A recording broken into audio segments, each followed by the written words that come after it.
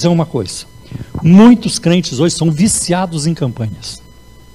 Viciados em campanhas. Estão fazendo uma campanha, já esperando quando é que vai começar a próxima. E outra coisa, a análise que eu faço é a seguinte: os crentes que vivem de campanha em campanha, eles fazem campanha não é porque eles amam a Deus, é porque amam a si mesmos. Porque o propósito da campanha é sempre para se arrumar. É para a loja vender mais, é para poder trocar de carro, é para poder vender a casa, comprar a casa, é para adquirir, é isso, é materialismo. Você não vai ver uma campanha, olha, nós vamos ter aqui 7 dias de oração para sermos mais humildes, para sermos submissos a Deus. Nunca você vai encontrar este propósito.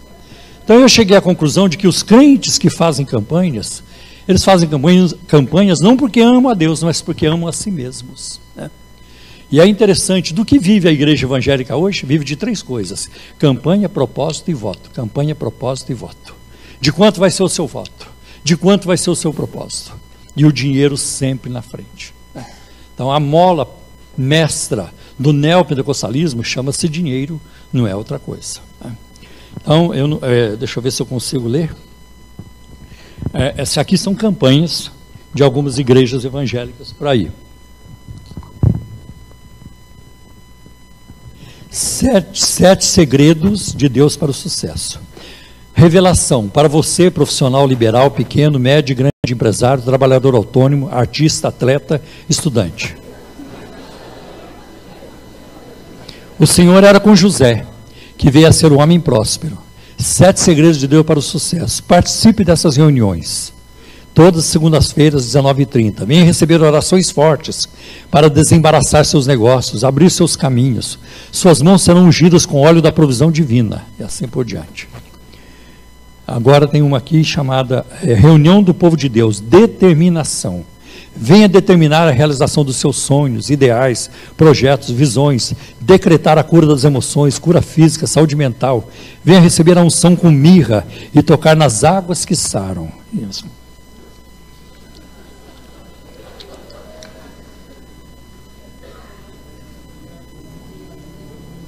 Inédito. Poderosa reunião do fechamento do corpo. Se você não é bem sucedido na vida espiritual, sentimental, financeira, você está sendo vítima de inveja, pragas, maldições e de várias perturbações espirituais. Tudo isso acontece porque o seu corpo está aberto e vulnerável aos ataques dos espíritos das trevas, e o seu corpo precisa ser fechado e coberto pelo sangue de Jesus. Receba gratuitamente a prece para o fechamento do corpo. Imperdível. Corrente da cruz vazada. Venha passar pela cruz vazada e receba de volta tudo que você perdeu. Salvação, perdeu a salvação, lá na cruz você recupera. Manassés. Como é que funciona a unção de Manassés? Ele pegou isso lá de Gênesis, né? E acho que é capítulo 41, se não me engano. E quando José, lá no Egito, teve seus filhos, Manassés e Efraim. Então, quando nasceu Manassés, José disse assim: o Senhor me fez esquecer do meu sofrimento. Então ele introduziu a unção de Manassés. Na verdade, ele não é o autor. O autor dessa ministração é Jerônimo Onofre da Silveira, do Evangelho Quadrangular em Belo Horizonte, que também talvez seja o principal mentor do Agenor Duque, aqui no Brasil e fora do Brasil, é o Benihim, já que todos conhecem. Então, como é que funciona? As pessoas sobem na plataforma, no púlpito, e vem uma mulher. Apóstolo, apóstolo, eu estou arrasada. Eu descobri que meu marido me traiu. E o meu marido foi embora com outra mulher, apóstolo. Eu estou desesperado. Então ele vai ministrar unção de Manassés na vida dessa mulher. Coloca um pano vermelho na cabeça dela e ele começa. Manassés 1, Manassés 2, Manassés 6, vai até 7. Eu não sei por que ele faz isso, até 7. Mas eu só sei que quando ele termina de fazer esse ritual, tira o pano da cabeça e pergunta para essa mulher: irmã, o teu marido algum dia te traiu? Não, apóstolo, meu marido é um homem fiel, é um homem de Deus. E o povo começa a aplaudir e glorificar a Deus. Aí vem um irmão: apóstolo, faz 25 anos que eu estou preso no alcoolismo, não consigo me libertar. Não consigo me libertar. E ele vai fazer a mesma ministração. Pano vermelho na cabeça. E começa Manassés 1, Manassés 2, até o 7. Eu tiro o pano. E aí ele pede para um dos seus assessores: traga uma cerveja aí, ó. Traz uma pinga aí. Aí chega para o homem e diz: pode tomar. Você está na casa de Deus, mas eu autorizo você a tomar. Eu dou permissão para você tomar. Não, eu não vou tomar isso, apóstolo. Eu nunca bebi na minha vida. E aí o povo começa a glorificar. E aí vem um outro camarada, né, dizendo: apóstolo, faz 15 anos que eu estou nas drogas. E eu não consigo sair das drogas. Está destruindo a minha vida. Unção de Manassés. E aí o mesmo ritual. Quando ele termina, ele pede para os assessores: traz um baseado aí. Como é que eles conseguem um baseado ali na igreja? É uma coisa interessante. Mas aí um mistério. Traz um baseado aí. Fuma aí o baseado. Não, eu nunca fumei. Eu nunca usei droga na minha vida. Aquilo que eles chamam de unção de Manassés não passa de unção da mentira. Porque a pessoa passa a acreditar numa mentira. Eu queria que essa gente fosse ministrar unção de Manassés lá para o gerente do meu banco, da minha conta. Como é que está a conta do Romero aí? Está no vermelho? Não, a conta dele é só no azul. Ministra lá na cabeça do meu gerente.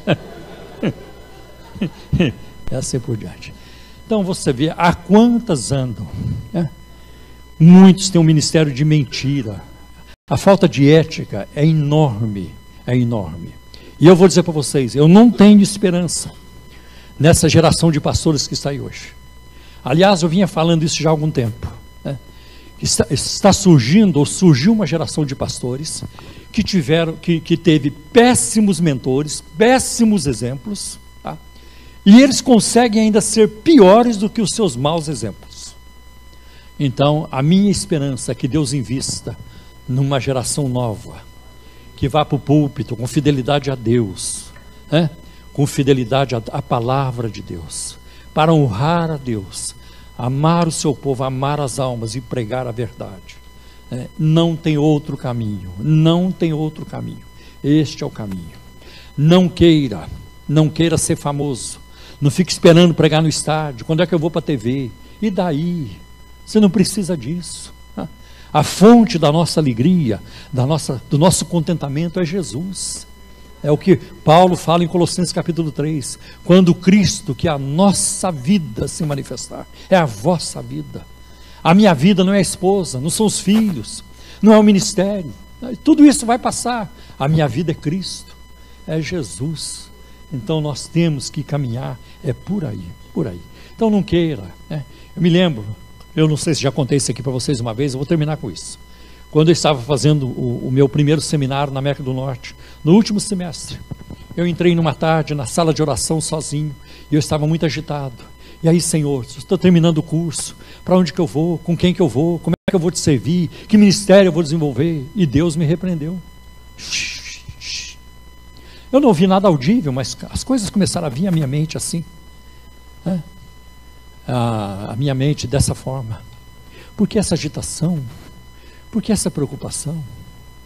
Se eu algum dia te usar nas minhas mãos, a glória é só minha, você não vai poder tocar na minha glória. E outra, se eu não te usar, o prejuízo é só meu, você não tem nada a perder. Porque a maior obra que eu tinha para fazer na sua vida, eu já fiz. Foi o dia em que nós dois nos encontramos. Nunca haverá nada maior do que aquilo. E é a verdade, né? É a conversão, é o encontro com Deus, é a transformação, é a vida eterna em Cristo Jesus, né? Dr. Paulo Romero, eu considero que essa foi uma noite fantástica, porque o senhor tem autoridade, já reconhecida no meio evangélico, para dar nome a tudo que o senhor nomeou aqui. E às vezes a gente fala sem dar nome, sem querer ofender demais, achando que isso pode ser até de uma certa maneira algo não agradável dentro do meio evangélico. Enquanto o senhor estava falando, eu me lembrei de um evento que aconteceu comigo há 15 anos atrás, um pouco antes de eu ser ordenado pastor, onde eu recebi num culto que eu dirigia na igreja que eu pertencia, uma pessoa, uma mulher de meia idade, cerca de 40 anos de idade, e ela estava profundamente perturbada. Alguém a levou àquele culto, era um culto de estudo numa segunda-feira, e me procurou dizendo que ela estava no espiritismo. Quando terminou o culto, eu fui conversar com aquela senhora. Ela se tremia muito, não tinha nenhum ventilador ligado, e ela me disse que eu fui perguntar, afinal de contas, como que ela chegou ao espiritismo. E ela me disse que uma época que ela estava muito deprimida, uma amiga a levou a uma igreja evangélica para que ela recebesse oração, fizesse uma corrente, uma campanha. E nessa igreja que ela foi, havia de fato uma campanha para o anjo da guarda. O senhor esqueceu de citar aí, tinha mais essa. E ela chegou aí 2 ou 3 vezes a essa campanha, só que essa igreja ficava muito longe da casa dela. E um belo dia, ela sem recurso financeiro e sem tempo para ir tão longe, passando perto de sua casa, viu um centro de Umbanda, e que lá também havia uma campanha, algo para o anjo da guarda. E como era anjo da guarda por anjo da guarda, ela resolveu ficar com o anjo da guarda mais próximo de sua casa. E foi quando ela virou para mim e disse assim: eu fiquei por lá, porque é tudo a mesma coisa, não é? Diante disso, desse quadro, desse sincretismo, onde aqueles que não são, principalmente, nós estamos aqui no meio de irmãos evangélicos que têm bem essa noção, mas diante dessa perspectiva da mídia, de pessoas que não têm esse entendimento, com que olhos o senhor enxerga essa aproximação entre esse evangelho pregado e essa tentativa de pescar as pessoas de outras religiões, utilizando símbolos, ritos e etc., mas acabando por se imiscuir, fazer mesmo um sincretismo? Como o senhor enxerga isso? Não, eu enxergo com maus olhos, porque isso revela que o evangelho não foi pregado a essa mulher, porque evangelho significa transformação, novidade de vida. Tanto que o Paulo trabalha isso em 2 Coríntios 5,17. Quem está em Cristo é nova criatura ou nova criação, as coisas velhas passaram, que tudo se fez novo. Existe de fato um caráter sincrético nesses movimentos. É muito comum você ver, por exemplo, Centro Espírita, a Santíssima Trindade, Centro Espírita Jesus de Nazaré. Então, quando se dá uma roupagem bíblica cristã, nesses lugares, então pode enganar muita gente. Agora, se a pessoa não tem o ensino da palavra de Deus, que é uma das maiores necessidades na igreja hoje, o ensino da palavra e discernimento bíblico, aí as pessoas são levadas para tudo quanto é vento de doutrina e elas vão ser vítimas dessas coisas, não tem outro jeito. Então é farinha na panela, ensinar a palavra de Deus e mostrar. O problema é que tem hoje muitos pastores que eles não conseguem, em nome do politicamente correto, eu não quero ofender ninguém, não marcam posição, precisa estabelecer os limites. Nós somos isso, nós não somos aquilo, nós caminhamos por aqui, a palavra de Deus nos ensina isso, né? Então essa tem sido a minha luta. Eu faço lá em São Paulo, uma vez por mês o encontro apologético reúne crentes de diferentes denominações. Então nós batemos em cima disso, né? A gente precisa marcar a posição, senão, se os pastores não têm certeza daquilo que estão pregando, então fica muito ruim. Também uma coisa que eu já falei, Luiz, é que a igreja evangélica brasileira, ela é muito forte na sua ação evangelizadora. Ela consegue arregimentar as multidões, mas ela é muito fraca, muito frágil na sua ação discipuladora. Então ela não discipula, e é o que falta muito hoje, é discipular.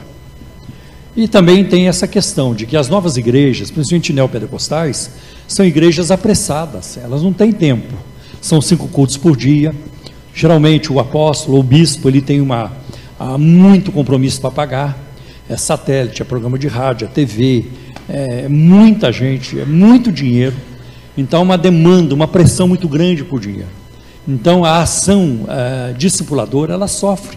Porque eles não estão interessados em discipular. Eles estão interessados em, olha, gente, vem amanhã, a tal hora, vai ter isso e tudo, e aproveita aquele momento para pegar o dinheiro da turma, com muitas promessas, né?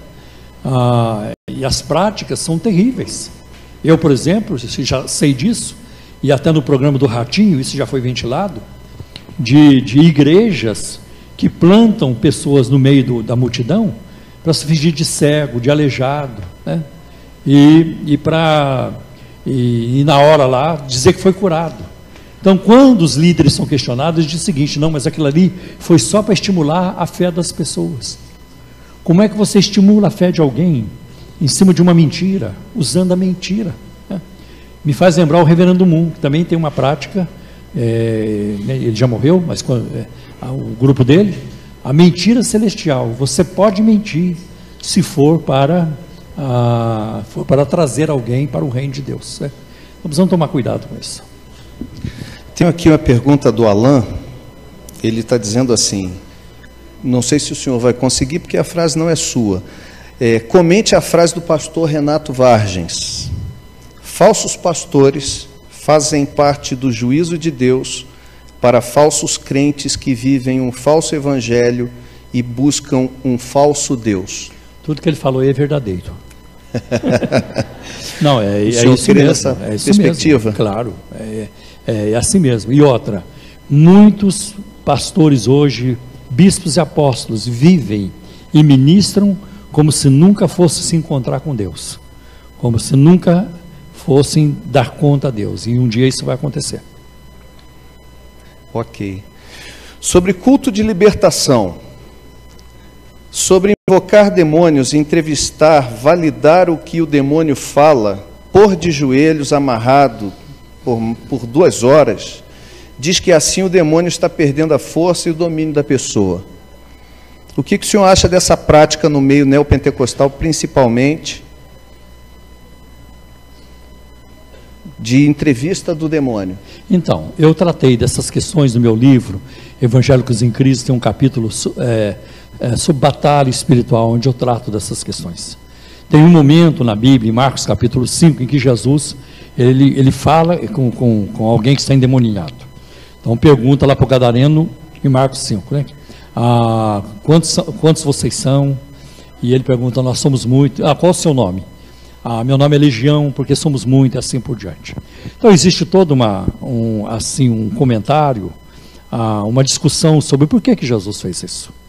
Talvez, porque isso não está explícito no texto, Jesus tenha perguntado para aquele homem, talvez tivesse feito essa pergunta, talvez para saber se ele se identificava consigo mesmo ou não.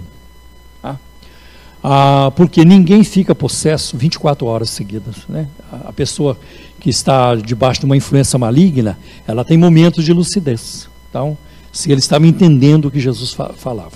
Uma outra possibilidade que outros apontam é que Jesus queria mostrar aos discípulos que um ser humano, ele pode ser possuído por mais de um demônio, porque ele diz: somos muitos, né? De qualquer modo, a gente não vê depois os discípulos repetindo esse exemplo de Jesus. Tem coisas que Jesus fez e que os discípulos não fizeram. Por exemplo, cuspir em alguém para curar. Os discípulos nunca fizeram isso. Por quê? Nós temos que traçar uma diferença entre aquilo que é um ato soberano de Deus, daquilo que é normativo para a igreja. Por exemplo, Jesus caminhou por cima das águas, mas a Bíblia não manda a gente sair por aí caminhando em cima das águas. Irmãos, nós vamos orar até nós caminhar por cima das águas, nós vamos jejuar, nem que seja o ano todo. A Bíblia não cobra isso de ninguém. Então, irmão, quem quiser ser curado, hoje eu vou fazer como Jesus, eu vou cuspir em você. Embora alguém tenha feito isso há poucos dias, né? Mas não é uma prática que é normativa para a igreja, né? É normativa. Então, essa questão de entrevistar demônios e tudo isso, o que acontece? Com o advento aí, com o surgimento dessa batalha espiritual exagerada, então o demônio foi para o púlpito, foi para o palco. É ele quem tem a maior parte do culto. Tudo gira em torno do demônio, desde o começo. Meus irmãos, nós vamos começar o culto, mas primeiro nós vamos amarrar o demônio. Vamos amarrar. Está amarrado. Aí termina de orar, irmãos, tem que amarrar de novo, vamos amarrar.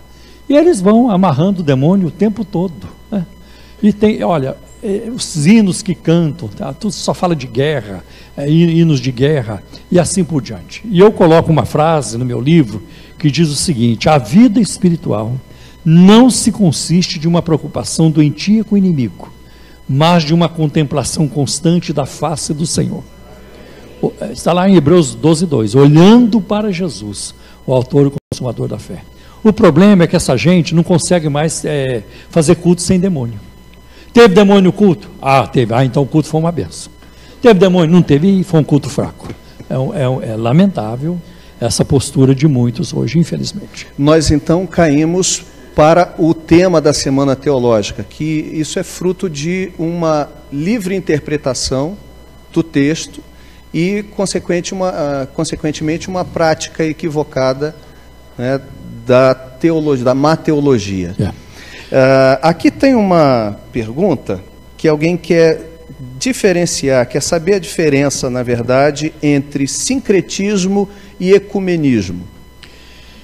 Então, geralmente o sincretismo, ele é uma união mais, digamos assim, uma fusão de crenças mais antagônicas. O ecumenismo, se for um ecumenismo mais restrito, então é uma reunião de crenças que estão mais próximas uma da outra. Por exemplo, é possível haver um ecumenismo evangélico, juntar, por exemplo, os presbiterianos, batistas, assembleanos, a metodista e assim por diante. Embora haja diferenças de opiniões, pode aí a diferença de arminianismo, calvinismo, ou na liturgia, ou forma batismal, ou a visão da Santa Ceia, mas é possível juntar essa gente, Agora, é claro, mesmo no ecumenismo assim, mais restrito entre nós, vai ser muito difícil, por exemplo, juntar a Deus e Amor, a Deus Amor e também a congregação que está no Brasil. Eles não vão querer chegar para uma reunião como essa. Agora, existe um ecumenismo que é irrestrito, aí talvez um cristão tivesse dificuldade com ele, quando você vai considerar que hinduísmo e o budismo e o shintoísmo, o islamismo, todos têm a mesma proposta que o cristianismo tem. E aí, à luz da Bíblia, não tem como defender isso, né? Porque o Pai não enviou Jesus ao mundo como uma sugestão. Ele enviou como a única opção. E isso está muito claro na Bíblia.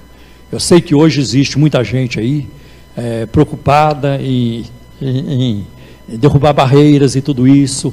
Olha, nós temos que repensar o nosso conceito de salvação, porque tem salvação em outras religiões também, tudo isso. Mas Jesus não abriu mão. Eu sou o caminho, a verdade e a vida, ninguém vê ao Pai a não ser por mim. Aí você encontra Pedro, Atos 4:12, em nenhuma outra salvação, e vários outros textos. Então não tem como negociar isso. Tem coisas no cristianismo que a gente negocia, tem coisas que não tem como negociar. Ok, aqui tem uma pergunta que o senhor não citou, mas quem faz a pergunta coloca: como o senhor vê a igreja adventista neste sincretismo? Escuto muitos evangélicos encantados com pregações adventistas na TV. Então, a Igreja Adventista do Sétimo Dia, ela ainda continua crendo, promovendo doutrinas que são contrárias à palavra de Deus, né? Eu tenho muita dificuldade, por exemplo, com a Igreja Adventista do Sétimo Dia, quando ela ensina que Jesus não completou a sua obra na cruz. Ele somente a completou em outubro de 1844. Então, Jesus teve que esperar até 1844 para passar do segundo compartimento lá no céu, o lugar santo, para o lugar santíssimo, para apresentar o seu sangue ao Pai. E isso contradiz muita coisa no Novo Testamento. Já contradiz a palavra de Jesus em João 19:30, quando Jesus diz: está consumado, a obra está acabada. E uma outra coisa muito importante é quando nós pegamos o livro de Hebreus, que foi escrito antes do ano 64 da era cristã. Alguns autores sugerem isso, porque o livro de Hebreus não menciona as grandes perseguições. Hebreus capítulo 12 diz: vocês ainda não resistiram até o sangue. Então o Hebreus foi escrito antes das grandes perseguições romanas, então antes do ano 64. E Hebreus capítulo 6, versículos 19 e 20, diz que Jesus Cristo, como âncora da alma segura e firme, nosso precursor, penetrou até o interior do véu. Isso antes do ano 64. Não podemos nos esquecer também de Hebreus 1 e 3, quando diz que Jesus Cristo, depois de haver feito a purificação pelos pecados, assentou-se à destra da majestade nas alturas. Ora, no livro de Atos, em Atos capítulo 7, o próprio Estevão, ele viu Jesus em pé à direita de Deus. Então ele já estava lá, né? E se você olhar para uma das cartas do Apocalipse, quando Jesus diz: ao que vencer, dar-lhe-ei que se assente comigo no meu trono, como eu venci, assentei-me no trono de meu Pai. Agora, querer colocar isso para outubro de 1844, não tem como defender isso à luz da Bíblia. Tem outras posições adventistas que são inaceitáveis. Por exemplo, o ensino adventista de que Jesus é o arcanjo Miguel. Ora, Miguel é criatura, Jesus é o Criador. E ele não poderia ser o Criador e a criatura ao mesmo tempo, né? Então, e também ainda a Igreja Adventista continua ensinando, e acho muito difícil mudar isso, de que a guarda do sábado é essencial para a salvação. Se não guardar o sábado, não vai ter salvação. E isso desbanca a doutrina da graça. Porque se a salvação depende de algo que eu venha fazer, então Cristo morreu em vão. Morreu sem saber porque estava morrendo. Então não tem como conciliar certas posições do adventismo com a doutrina bíblica. Ok. Ouvimos muito sobre o sincretismo, principalmente nas igrejas neopentecostais. O senhor acredita que há sincretismo dentro das igrejas ditas tradicionais? Sim, tem também. Numa dose menor, mas tem. Você vai encontrar, por exemplo, antigamente, você falava Igreja Batista. A gente já sabia como era. Igreja presbiteriana, a gente já tinha na mente como era essa igreja, ou metodista, né? Tanto que a gente costumava dizer: olha, procura uma igreja evangélica mais próxima da sua casa. Hoje não dá mais para falar isso. Hoje tem que falar: procura uma igreja mais próxima da Bíblia. Vai ter que ser isso, né? Porque mais próximo da sua casa está difícil.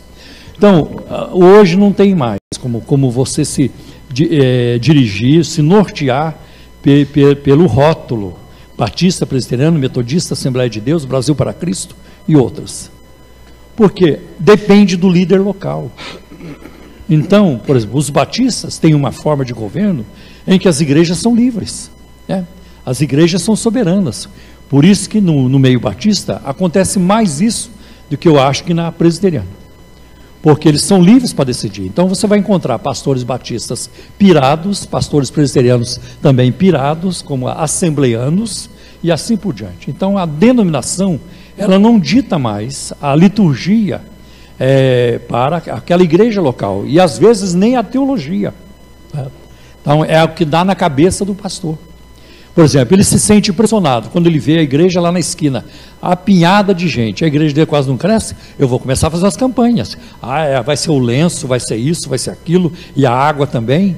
Então ele sai de uma postura, né, assumida por anos, para aventurar-se nisso, né?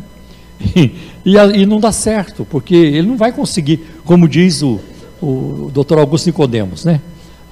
Por exemplo, pastor neopentecostal acredita que galinha ela fala em línguas e interpreta, sabia? Tem isso na internet, né? Tem um galo aí que falou, a galinha interpretou, e o pastor foi contar no púlpito: olha, irmãos, Deus usou uma galinha para falar comigo, aquele negócio bom. Deus usou a jumenta lá atrás. Mas pastor neo, ele vai longe, e geralmente quem não vai até um certo ponto, então não dá certo, ele não consegue assumir tudo, né?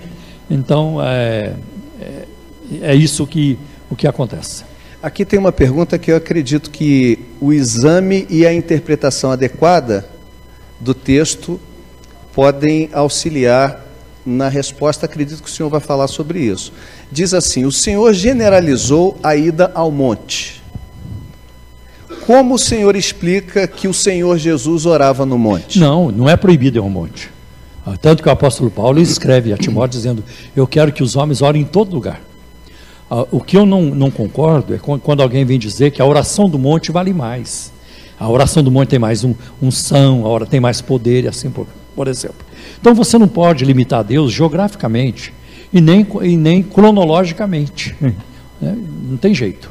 Por exemplo, dizer que de madrugada a linha para o céu está desimpedida, a oração sobe mais depressa, isso é conversa fiada, isso não tem na Bíblia.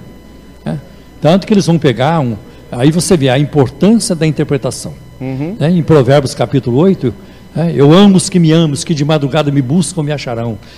Temos que buscar Deus de madrugada. Isso não tem nada a ver com Deus. Isso tem a ver com a sabedoria, que é o texto aí fala da personificação da sabedoria, que é importante buscar a sabedoria. Não tem nada a ver com Deus. Então o meu incômodo é quando alguém diz que a oração no monte vale mais. Deus é Deus dos montes e dos vales, né? Agora, o que eu vejo ultimamente é que as manipulações para pedir dinheiro sempre tem a ver com o monte. Irmãos, eu fui no monte, Deus me deu uma mensagem, foi uma revelação e eu vou entregar. Aí ele começa, desde o início do programa, tem 1 hora de programa, ele vai ameaçando. Daqui a pouco vocês vão ver o que Deus me revelou. É coisa profunda, é coisa que nunca revelou para ninguém. Deus me mostrou, vai mudar a sua vida. E lá no fim ele entrega a revelação. Deus me falou que eu tenho que levantar 100 pessoas, cada uma contribuindo com R$50. Essa foi a revelação do monte. Então, quando fala em monte, no meio dessa gente, eu fico, é complicado. Tem um apóstolo lá em São Paulo, que ele recebeu uma revelação no monte há 14 anos, que as pessoas têm que fazer um propósito de R$2 por cada membro da família, R$2 para receber uma bênção. E no fim de cada testemunho que ele ouve no rádio, ele pergunta para a pessoa: e aí, irmã, você então acredita que isso aqui é de Deus? Ah, isso é de Deus, apóstolo, é claro. Aí o outro: e você também crê que isso é de Deus? Ah, isso é de Deus. Eu nunca preguei e corri para a porta da igreja para perguntar para alguém: você acha que aquilo que eu preguei hoje foi de Deus? Nunca precisei, porque abro a Bíblia, porque falo o que está na palavra. Então não tem que ficar perguntando se aquilo é de Deus ou não, né? Então é dessa forma. Não podemos generalizar. Deixa eu provocar o senhor um pouquinho, quando o senhor está falando que a gente precisa voltar às Escrituras. Só que justamente o nosso tema é esse, né? O tema da semana é livre exame, ou seja, é a possibilidade de voltar livremente à Escritura, mas a interpretação ela não é livre.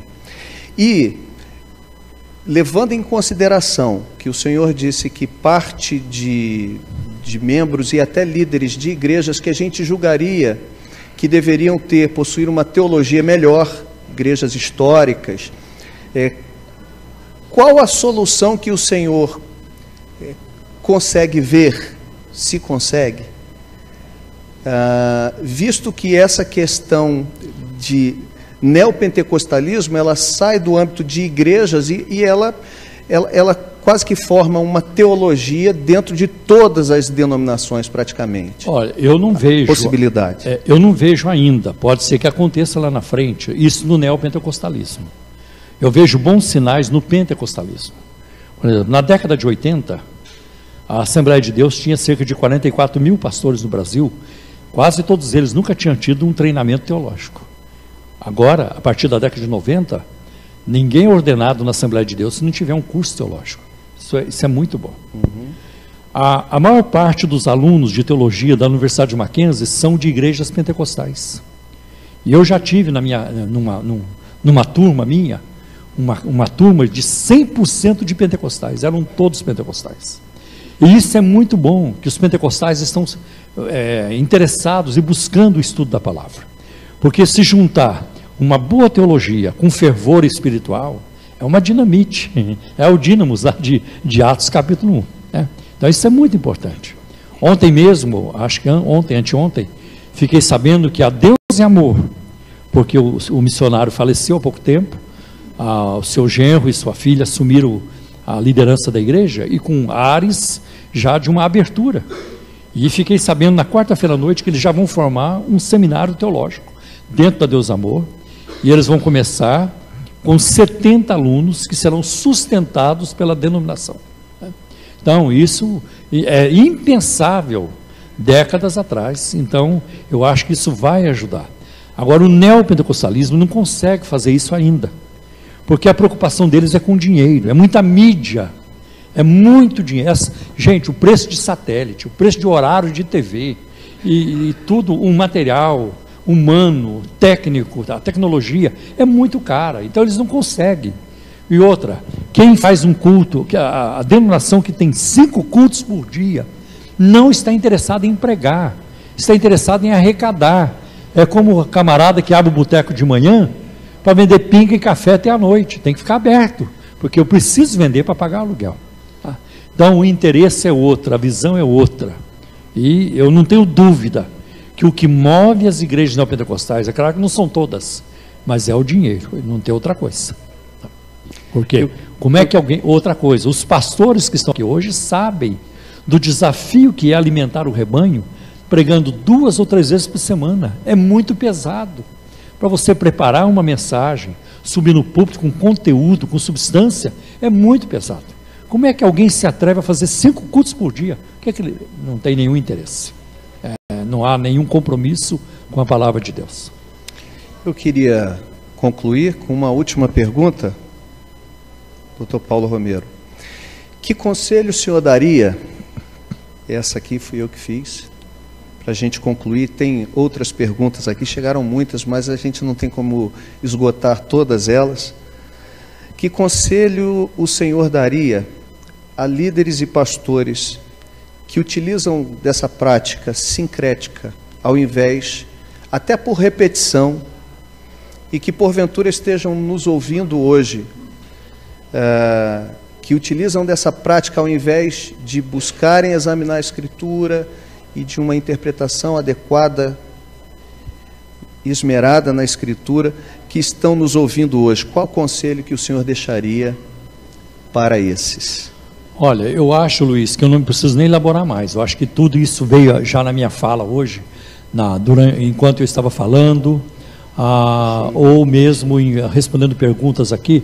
Já falei do valor, do querigma, da pregação cristocêntrica, de um cuidado na interpretação do texto bíblico, do acolhimento. Nós precisamos, a igreja precisa despertar para isso, acolher as pessoas, amar as pessoas. Isso é muito importante. E eu acho que é isso, fidelidade à Bíblia é o mais importante. Amém. Muito obrigado. Deixa eu só acrescentar uma coisa. Uma crítica que eu também tenho feito às igrejas históricas, que têm uma boa teologia. Os pastores, os líderes, os pregadores das igrejas históricas precisam ter uma vida cheia do Espírito Santo. Todos nós precisamos. É muito ruim.